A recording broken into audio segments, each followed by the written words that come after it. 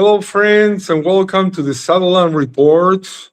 My name is Matty Zwaig. I'm a geopolitical analyst, and I think we are going to receive now an incredible guest, the best guest maybe in the history of the Sutherland Report. His name is Mark Sutherland. How are you, Mark?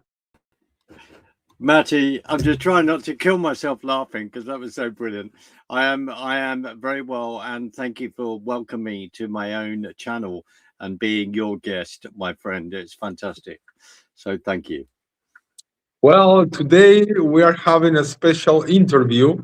Usually it's in the other way, but today, after we have privately maybe and also in a lot of conversations, we have tried to understand what's going on today in the not only the current war but also before with Europe's behavior and with UK's behavior for good and bad about what's going on, what is the relation with this war, with the US, with Israel, with themselves, between themselves. And I would like to start asking you, how do you see the behavior of Europe as a whole and UK in particular, talking about the current war between the United States and Israel with Iran? As it's a family show, I will try and keep the language free, Matty, which is which basically begins to describe to you how I then feel about it.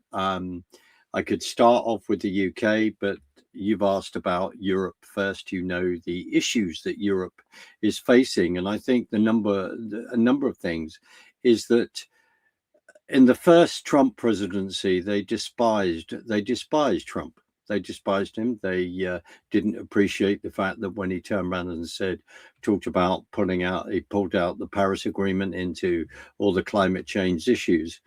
Then in regard to and more, then in regard to his second administration, they have not appreciated the fact that he has absolutely challenged them. And also we remember Vance's speech at the Munich strategy meeting, their security conference, where they both have said, you are not paying your way in regard to NATO.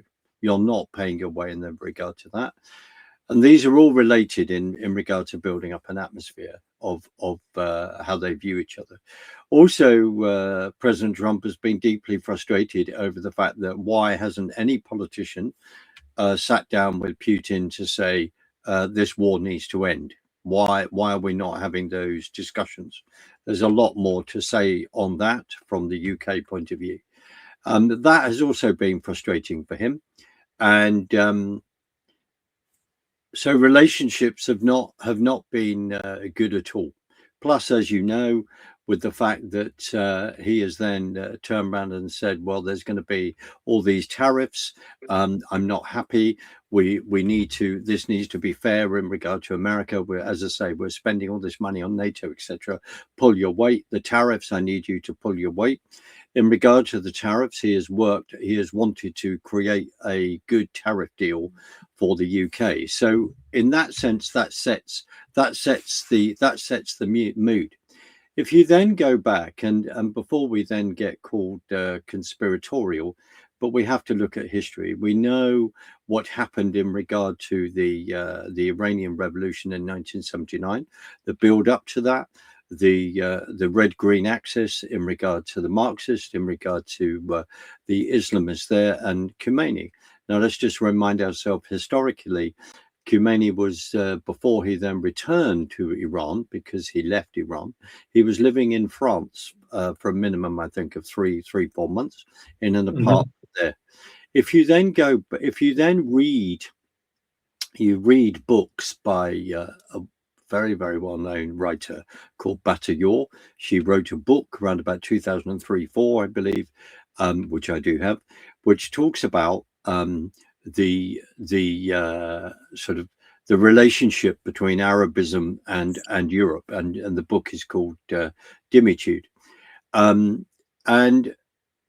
the issue is where she goes back to 1973. She goes back to the oil crisis then in 1973, and she talks about, of course, we have to remember the French Empire, we remember the British Empire, remember the Caliphate disappearing, going, and of course all those geographical changes. Hence why I'm talking to you in the country of Israel, right?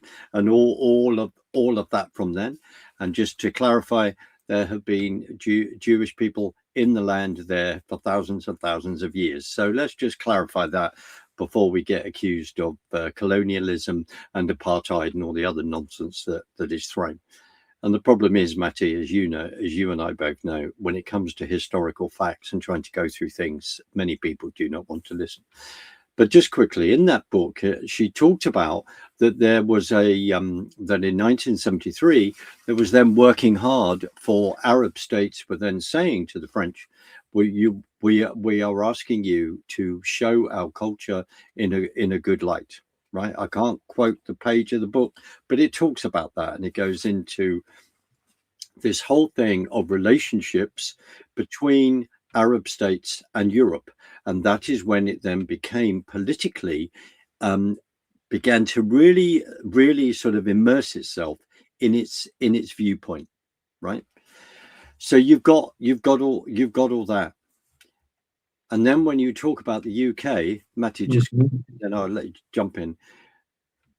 The key is this, is that Starmer, even though in June 2016, 17,410,752 people, with a majority of over 1 million in the UK in a referendum, voted to leave the European Union.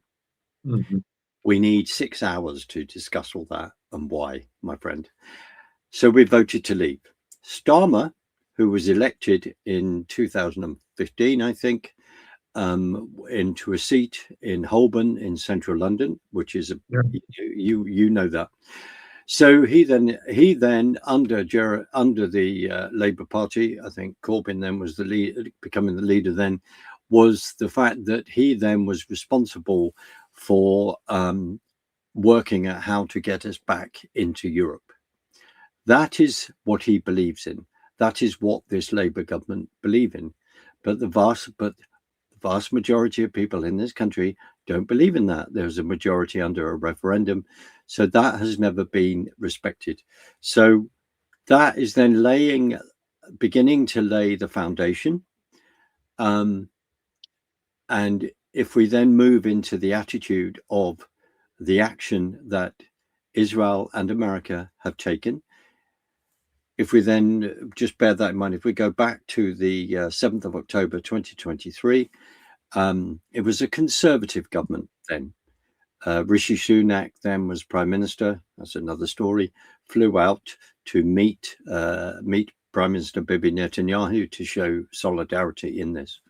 But as you know, the river to the sea cult, as I'll call them, then started their marches so soon after that. You know that on the night of the 7th of October, there were protests outside the Israeli embassy asking for restraint in regard to the actions that the government of Israel would then take, etc. You know all that. Then it became, then we've seen these marches virtually every weekend in London ever since. So that, Matty, that sets an atmosphere, because it's true. And then we've seen flags on the streets of London that should be banned, as far as I'm concerned. Then what we've then found out, and I think it's a gentleman called Lord Walney, many years ago, even under the David Cameron government, did an investigation into the charities that are linked in regard to Iran. I believe I've sent you that briefly, in regard to the NGO links and how these Islamist charities are then embedded in our country. And I'll just finish by saying this. So Melanie Phillips wrote a book around about 2007 called Londonistan, right? And then we've discovered that the son of the Ayatollah that was killed within minutes of the actions in the opening of this war, we've then discovered it looks like that the son, we haven't seen him, that he owns quite a property portfolio in London. Matty, I'm not sure if I've answered everything, so you carry on, but I've just tried to lay the groundwork to, I think, give you the atmosphere, I think, of where we're at. Thank you, sir. You gave this certain atmosphere that makes me feel that I'm going to play here the advocate of the devil's advocate. So, in order to tell you what I think of what's happening, first you were talking, I think, about the Charities Commission scrutiny, that they were saying exactly what are these NGOs doing, and they found that they also malversation of money, but also getting money from certain organizations that they are terrorists, considered terrorists, and they are still working freely in London streets, and not only in London, also in Europe and in other places. But let's start from the beginning with the Europe and their behavior. Don't you think this is out of frustration? Because they had 4 years of Biden and they were getting along and thinking that the only solution is to pour billions and billions into the Russian-Ukrainian war in order to try to contain the Russian bear and in order to make the states also pay for most of it. And that's, I think, out of frustration, then started the situation that the Europe and the US are not getting along. And also with the Brexit in the middle of that, I mean, don't you think this is also out of frustration that this is Europe not understanding why Britain left to be in this special relation with the US, and then he fired back, banning everything that is European and British. Don't you think this is part of this frustration? It's very interesting that you raise the, I call it the O Biden administration. You can work out the clue in the O, but where basically, look, there's no doubt about it. If we take the Russians invaded Ukraine in February 2022, they have lost 1 million men on that side. They've caused unbelievable devastation within Ukraine, and also the Ukrainians have lost a lot of men on their side, and the destruction and civilians being killed, etc. And this is just awful, and we want it to stop. Now, the history of how that has come about, of course, is an interesting debate in regard to when the Soviet Union collapsed and then they're getting independence as a country, etc. And also America then asking Ukraine to, look, take away your nuclear weapons and we'll defend you, and all the rest. We can go into the Minsk agreements. We could, there's so many things. Who is telling the truth? Who is lying? I think the bottom line is it's ideological. The European Union wants to be like America, a collectivist, like of states but of countries, but doesn't want the Constitution of America, right? And being a huge sort of America-phile, it wouldn't be surprised that Mark Sutherland actually says that, but it's true. So the whole thing of Maastricht, how we get from the Lisbon Agreement to Maastricht, how we get there. And it's also the fact that, let's just break another illusion.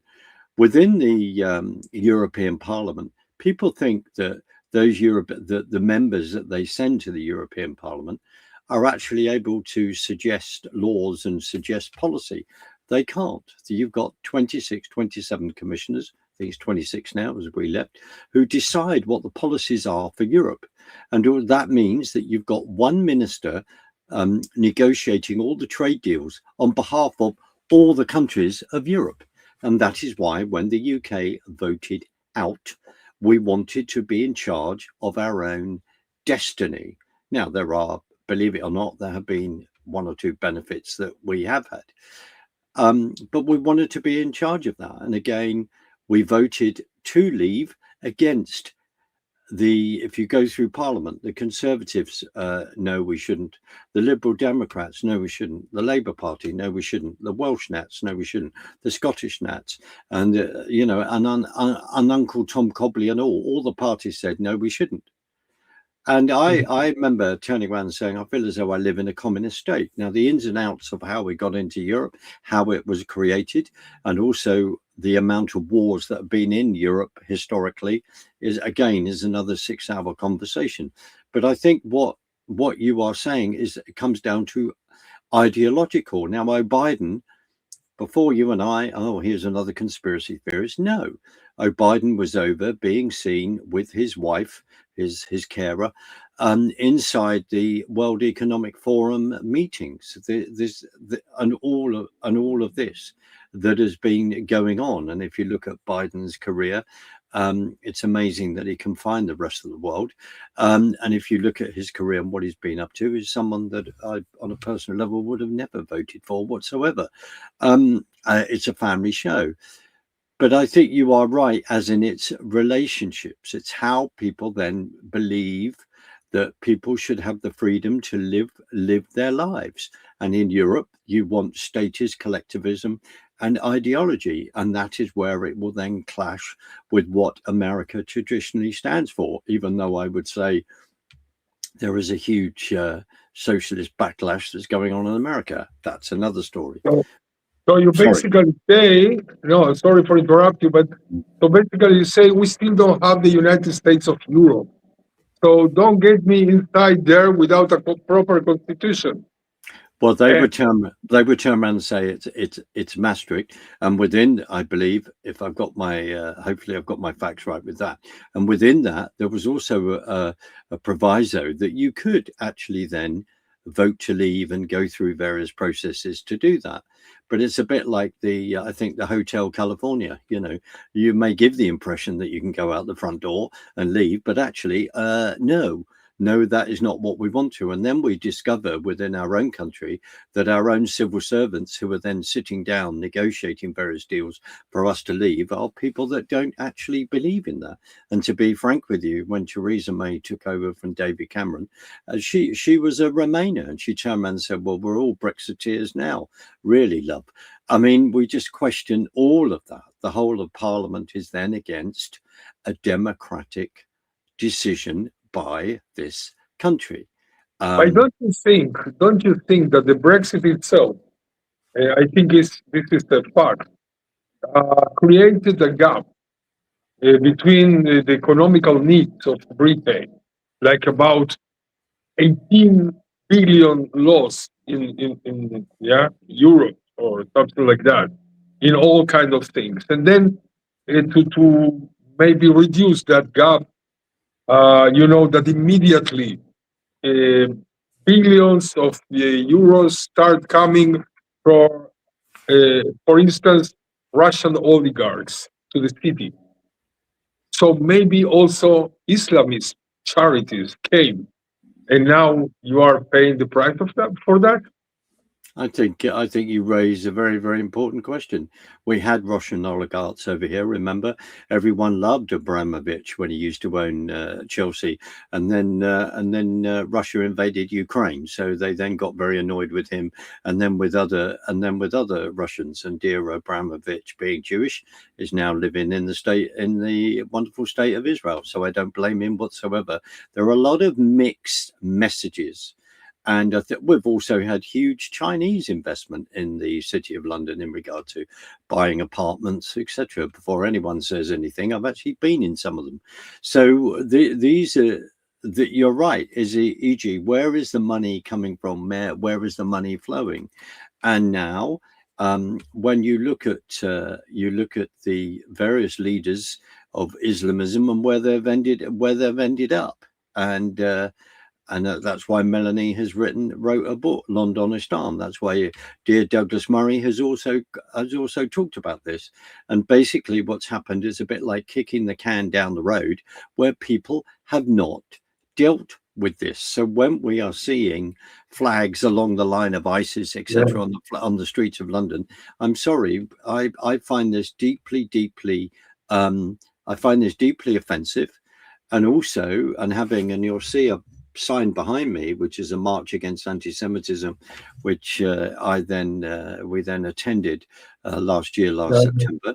You know my feelings on this matter, and speaking out. And we have a community within the UK, as far as I know, and of course, that is going down because of how threatened they feel. If you've got a community within the Jewish community in the UK of nearly 300,000, or just over 300,000, they feel extremely threatened by what they are seeing going on in this country. And when we've seen these marches going on in cities up and down the length and breadth of this country, Matty. But Sorry. beyond that, all the institutions, because this is what all kind of organizations are doing in the streets. But then you have a government. It doesn't matter if it's a Labor or Liberal Democrat or whatever, that they see everything that has been going on with the actual regime in Iran. And many countries in the world, they have relations with Iran. They sell them also beef and butter, and also South American countries. I mean, but the question is, do you also agree with the actual regime? Because only 5 days ago, civil servants from the British Foreign Office went to pay a visit in the Iranian embassy in London to give them their condolences because of Khamenei's death. How can you explain that? I can't explain it, and as I've said, it's a family show, so I'll try and keep it clean. I personally, I find it absolutely abhorrent, and I find it disgusting. And when that has come out and that picture has been shared on X, there are many people that feel exactly the same. And just to remind us, Matty, it was only a few weeks ago that they were machine gunning the regime, which is separate. It's separate from the people of the brave, beautiful people of Iran and the Persian people. It is separate. The regime thought it was perfectly acceptable on the back of whatever Toyota trucks they can get hold of to then machine gun and kill a minimum. It looks like 35,000, maybe up to far more than that. Beyond, I've even given a figure 80, maybe even 100,000. We don't know. But there has been a minimum of 35,000 people injured, people dragged out of hospitals, killed. They've been put in black body bags with the paraphernalia of plastic pipe work that you would then have while you're trying to be treated in a hospital. Doctors are being shot for treating them, nurses, etc. And these people go along going, oh, hi. And all these people are being murdered. I'm sorry, but there is a disgust. There is a disgust to this in this country, but this is the regime. This is what they then believe in and think that they can get away with. You and I both know, in London, in this country, and Chinese have been threatened people as well, in regard to people that have left Hong Kong. But the IRGC's tentacles, like an octopus, are embedded in various places and a lot within this country, and that is now, I have to say to you, I think the benefits of this is that people are beginning to find out. The issue is what we then do about that. And when we're seeing, as far as I'm concerned, a government, a civil service institutions and our blob, then it seems to be coalescing with this and say that this is perfectly acceptable. Well, 35,000 people are just I'll say this as an underestimate, were machine gunned on the street, and there you are shaking hands with the Iranian ambassador who should be expelled from this country, along with the IRGC and Hamas and Uncle Tom Cobley and all the other proxies need to be banned. This is wrong. This is not real politics now, because I mean, this is a regime that is totally hostile to most of the countries in the world, especially Western countries. Mm. And then you go and shake their hands. So, can I ask you a very sensitive question? Because we have been talking about what's going on in the war Mm. with the Royal British forces and the French and the Italians. I mean, they get a couple of bombs. Now Italy is saying they are leaving Iraq.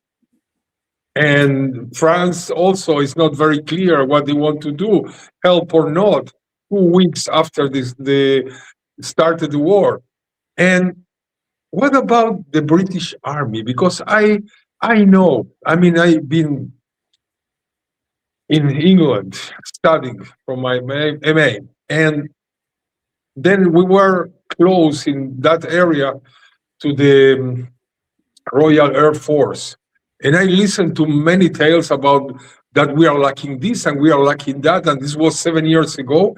And now I don't see that it's getting better. I mean, do you know that the British Army these days, they have the lowest numbers since the Napoleon Wars? Mm. Mm. I mean, Absolutely. less than 73,000 personnel, Mm. Mm. you We, know? we, yeah, yeah, we've got, When in South American countries, you have more than that. yeah, I we, mean, I, is there a recruitment crisis, equipment crisis? What's going on? Well, I think there's a crisis in all that. There's also a mindset crisis.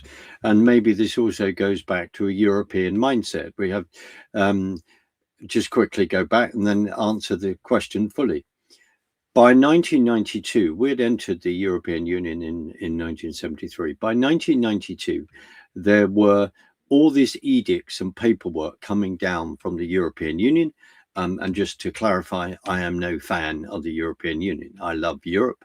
I have friends there. I love Europe, but I do not like the political institution and what it stands for whatsoever. So all this paperwork will come down telling us how to behave, what we would put forward. So in other words, as when they turn around, How to prepare your cheese? yeah, absolutely. Or no, the bananas need to be not that shape, and also we'll get rid of different species of apples. Incredible. As Yeah, just total dictate. And also, it was told to us that we'd entered the EU, but we haven't lost our sovereignty. Well, I would completely and utterly call BS on that one. The key is this: that if you then want a European army, and you have got a country that is an island surrounded by water, that militarily since the Second World War, of course, had then a huge army, huge navy. Remember, rule Britannia. We used to rule the seas. And just for anyone watching this that would disagree with anything that would said, we are the country that nearly put ourselves bankrupt by getting rid of slavery across the world. So we nearly bankrupted ourselves in regard to that. So that is our past. You then have. This may be shocking to some, but during the late 60s, negotiations began behind closed doors within across parties to then take us in to the European Union. Winston Churchill, with his son-in-law in 1947, attended a meeting, a European meeting, to then look at creating the United States of Europe. But as he always said, we are not joining. Now, you could argue that it was seen in a good faith to then join the French and German steel making facilities so that they would then stop chucking bombs at each other. And if we remember that during the First World War, and I think it was at Verdun, and then you would see that, one side is chucking 850,000 artillery shells, while the other side is then firing another 850,000 artillery shells. And some of those in France you can still find. This is, and I, just for the record, my great uncle died in the First World War. There are many of us, many families in this country were touched by that. Not a single family was not touched by that across all backgrounds and all classes. but I think, you know, by the Second World War, with what we then had to do, what we then pulled our finger out to do, as you know, during the 30s, Churchill was constantly saying we need to rearm, we are not in a good position to do this. And then we miraculously have, you know, inventions of the Spitfire and the radar, etc. But literally, Matty, by the grace of God, by the grace of God. And then what we stood against. I believe that within just to say that within Europe wants an army of Europe. This was denied by Cameron.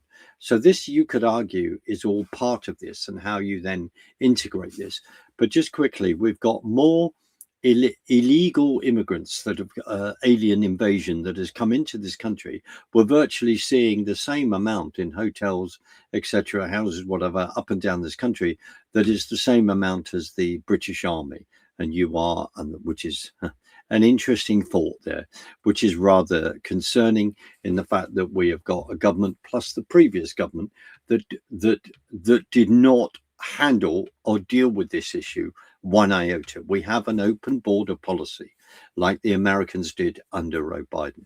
Matty, sorry. But there is also an organizational question, because from what I read when I was in Britain some time ago, and they were discussing the not disappearance, but the use of £2.5 billion from 2024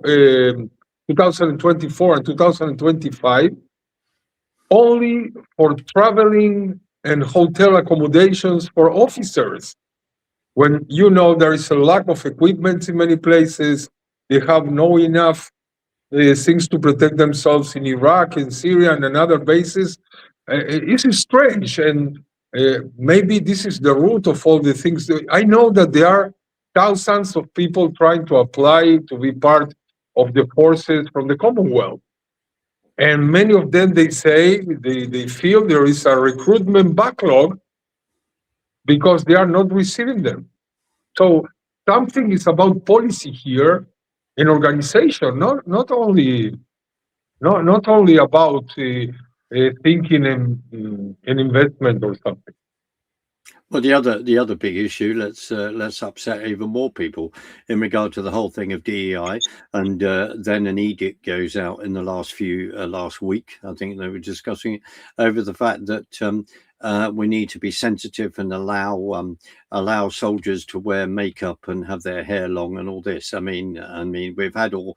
I know, Matty. I am not kidding, and I also know that when I'm saying this to a dear friend of mine who has served in the IDF and like other people that I have met in Israel along those lines, I know what I am saying to you is frankly an outrage.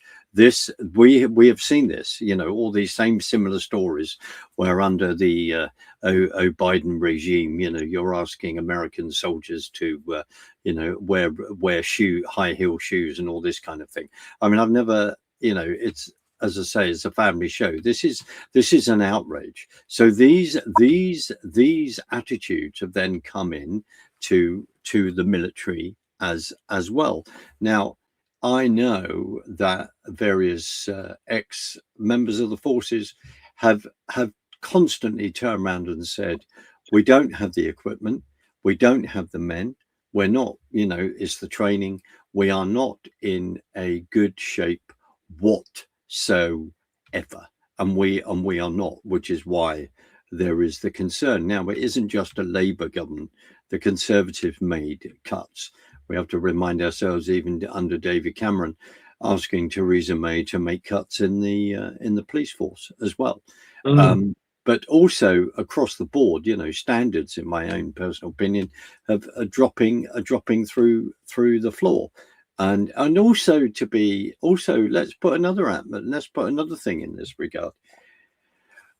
And there is no doubt about it. You know, if anything happens within the IDF, if they're not happy with the conduct of soldiers or there's accusations of that, they immediately investigate this. There are extremely high standards, which are to be utterly and utterly commended with what you as a nation have to go through. right? This is the issue. So over here, when you have then had people prosecuting soldiers in regard to what happened in Northern Ireland, in regard to Iraq and elsewhere, and then you then find out that part of this process, the present Prime Minister of the UK has then been working pro bono in regard to this situation, or giving advice. So that's rather alarming, because a load of all those kind of things have then come to fruition as well. I just want to quickly say this in regard to Keir Starmer. Keir Starmer is, international law. He used to be head of the director of public prosecutions in regard to this country. When he is traveling around the world doing his international lawyerish, he's not standing in front of a jury. He's not a barrister that has been in front of a jury. And that has shocked many people when we've discovered more and more about his career.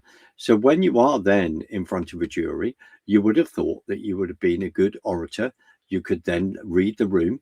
You could then know how to put your argument forward, because you are standing in front of 12 men and women, good and true, which starts to explain to a number of us his roboticness, which is why many people take the mickey out of that. I suppose what I'm saying is that there's so much that we've been uncovering. However, if we look back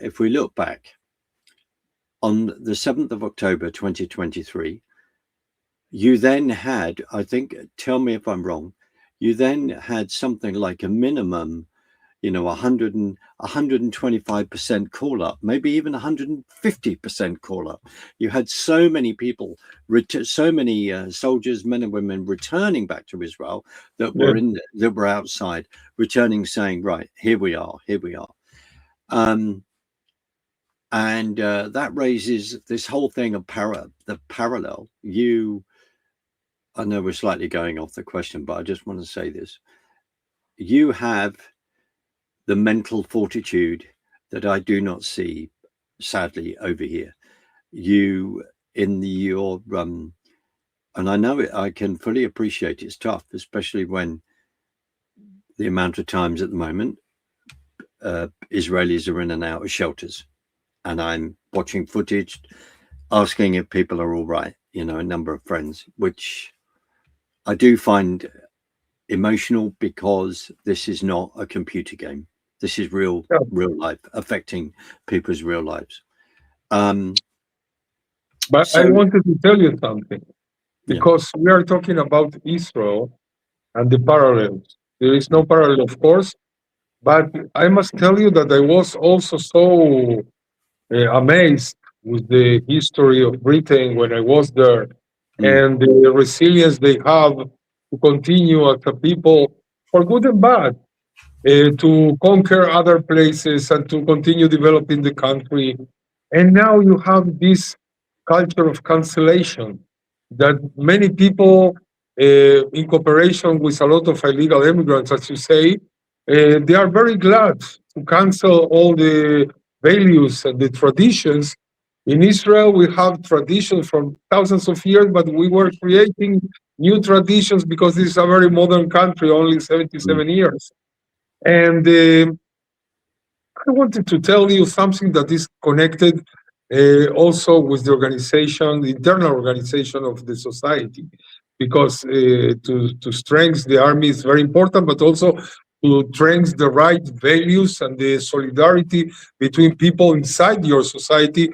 This is very important, not only to say, I am here, you are there, you belong, I belong here, you don't belong here, this is my values, take it or leave it. I mean, I know something must change in that, because you cannot accept ideology of cancellation of your values and traditions. The question is, we were talking about this, I think, in the past, and I am swifting now to another sensitive thing that I think we have maybe in common, and that is going to shape the future in some way.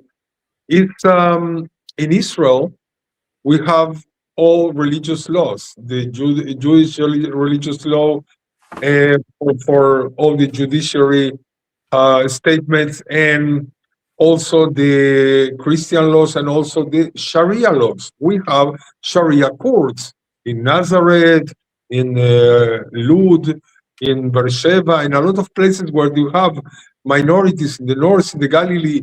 You have a lot of Arab people, Muslim people, so they have Sharia courts. But these Sharia courts, they can accept everything that is civil. Like if you really want to come to me, it's about marriage, it's about divorce, it's about inheritance laws, it's about burial, but not for other things. You cannot change the laws of the country. Mm. I mean, even if you have a majority of Muslims, like in Nazareth, it used to be Christian, now Christians are a minority there. It's about 70-30%, something like that. It's not a Sharia city. It's an Israeli city with a general law and with Sharia courts only uh, circumambulated to these themes, like marriage, as I say, divorce, etc. And I know Sharia law doesn't hold legal authority in British cities, but there are about 85 councils operating under the Arbitration Act 1996. And supposedly, with Sharia council, with no legal status, voluntary arbitration, marriage divorces, which is called talaq in Arabic, and Sharia finance laws. You don't feel this is going to change with many politicians fearing the pressure of extremists that they are the future voters or the actual voters? Well, we've just seen the Gaunton and Denton by-election with the Greens, which, as far as I'm concerned, is the red-green axis in playing out here. Has been a real wake-up call for many people, many patriots in this country that love their country, love the traditions and the history of it, and continue to do so. In regard to the Sharia laws, you have outlined how that works within the country of Israel. We then, we've just seen a speech by Keir Starmer, the Prime Minister of the UK, a few days ago, an iftar speech where he is addressing a Muslim crowd, saying they are the future of modern Britain. Well, for the Labour Party, there's 3 million votes there. That is a considerable amount of more votes than the British Jewish population of this country, right? I'll just say that, who do feel threatened. And it's not surprising, and it's rather interesting when a police leader turned around and said that we have to, I think in the Manchester area, we have to remind ourselves that the Jewish community in this country is the only community that has to conduct itself behind walls, behind metal railings, and have security on their own synagogues. And I have experienced that personally. It's an outrage, and we only have to think of what happened, awful circumstances in Manchester last year or a few months ago. So we are, I believe, in a discussion that our culture, that the challenge to our culture and what we stand for has been for a considerable amount of time, and people have been getting themselves into knots all about this for a long time. We are reaching the stage, Matty, where we people would not want us to have this kind of conversation where we bring facts about our concerns over Islam, and that is the issue. And it's very interesting that people will not then take will not take the Bible, will not go to the 7 letters to the churches and realize that all those 7 letters that are written there are now, that is Turkey. And people then need to understand where politically and religiously Turkey is now. We have to look at the past in regard to Europe and the conquering of Europe. And I know I'm speaking to someone who is very, very knowledgeable in regard to Spanish history, in regard to South American history.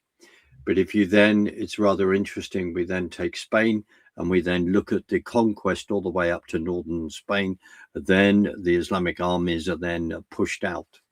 And it's rather interesting, isn't it, when we look at the present Prime Minister of Spain's attitude to Israel, to the Jewish people. And it's a bit like having, going through we may as well have the inquest of, around about 1410, 1415, 20, all over again at the Spanish Inquisition. So we're laying all that out.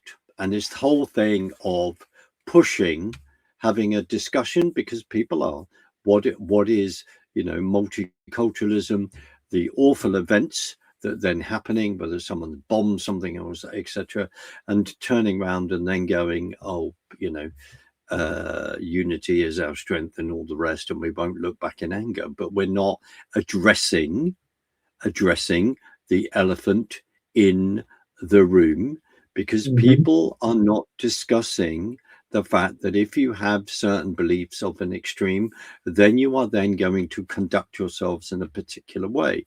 And the answer is no. But the problem is that people have not stood firmly and actually addressed that. And just to say this, there is there's been discussion with people greater than me that our present, MI5, MI6, security services, anti-terrorism units, there's something like 40,000 people of interest that they are then looking at. Now, I don't know how they can look at 40,000 all at once.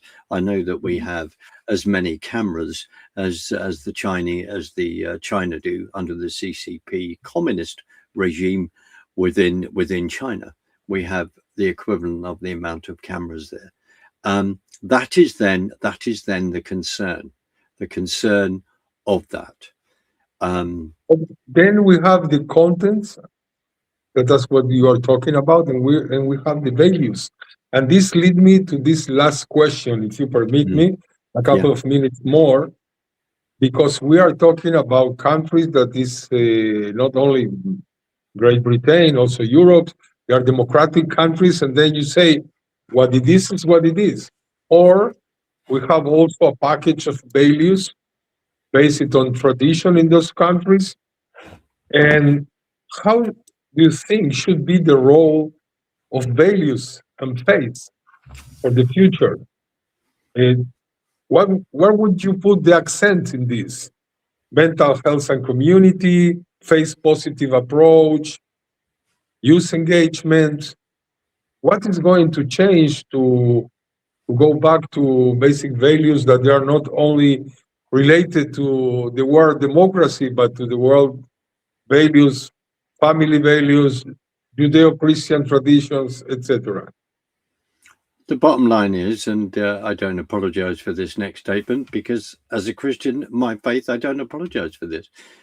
And we believe in, and stand on what the Bible said. We've also got this we are in a big spiritual battle, as far as I'm concerned, within the UK. And we have a heritage. We came out of very, very strong pagan backgrounds, but we then have a heritage of the Christian faith. And the problem is, as a nation, that for many, many years recently, we have sat back on its traditions instead of, to me, true faith, and taking the traditions for granted, where we just want to do church on the Sunday, but we're not living this out the rest of the week. What does this mean for us? What does this mean for us as a country? And to give you an illustration, during the Second World War, Matty, there were, I think, a minimum of 3, maybe 4 times when the country was asked to come together in prayer, to pray for what has been going on. That is our background as well, how you can then come together as a community. In many ways, we have seen church decline through, as far as I'm concerned, through, going down the social justice warrior route and through wokeism. That's my opinion, and I'm entitled to keep that. We have seen that. We've seen many churches shut and then taken over to become mosques, etc. So that is a reality. And when we have just had in Romford in London, when people are saying, well, you can't have the traditional St. George's parade with the Scouts, Girl Guides, etc. I did that when I was a child, many years ago. When you're even questioning that kind of thing, because the police say, well, we may not be able to manage that. I think it's going ahead anyway. Why are they going to offend someone on the street? Well, this is then gets into the fact that, you and I I think we need to do part 2 of this, because we've got about another 3 or 4 minutes left. But I think we need to do part 2 of this. This is this whole thing, which is undermining. We've had for many, many years since the Blair administration, and well before that, we've had this full frontal attack in regard to socialism, in regard to what I'd call the far left wing mind virus, and that is where we're at now. There are lessons, and some people might think, oh my goodness. I referred to the Iranian Revolution in 1979, where a country was taken over. Right, it was taken over with an ideology, which is an ideology that they do not believe in. You understand more of Iran in regard to the people, different people groups there than and I'm trying to catch up on all of that, like many of us who care about what's going on are trying to do that. But the history, the undermining of that, and that's what to me the Gordon and Denton by-election illustrated, where we are seeing, as I say, this combination of the red-green axis, because all the Labour Party want is power, the big, and they want to stay there. The big issue is that behind that there is a huge vacuum. And as I just reiterate, am I letting the Conservatives off over the 14 years before that? No, I am not, because they were despicable. They did not do anything to then unravel any of the policies that Tony Blair then pushed through. If there's a heck of a lot to explain on the one level, Matty, I suppose it's a bit like this. It's like turning around and saying, when people say they are conservative, to me, we all may say, oh, fantastic, you're conserving our traditions, you're conserving things in regard to marriage, family, and all the rest. And 10 commandments, God, what many foundations are of this country, you conserving. No, it doesn't mean that at all. It means that they call themselves a conservative and there be some liberal progressive nutbag. So this is what we have been looking at and facing it as I believe, as a country. A load of this has been revealed to us, as particularly as people not respecting the vote in 2016. However, just quickly, in answering your question, that has been this whole thing of cohesiveness. What it does cohesive, what elements of our society are cohesive.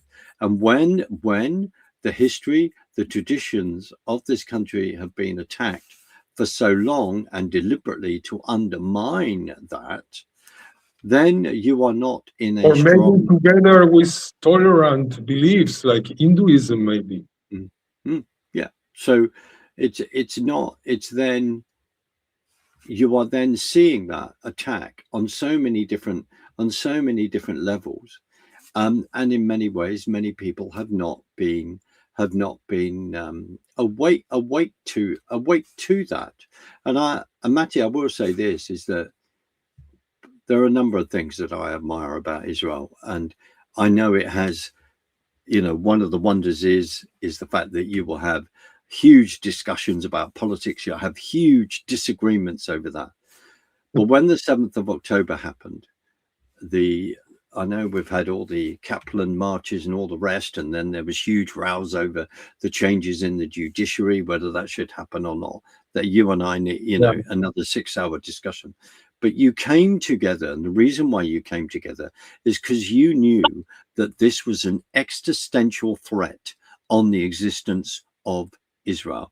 Now, going into pulling out of Gaza in 2005, that's another 10-hour discussion on what has gone on.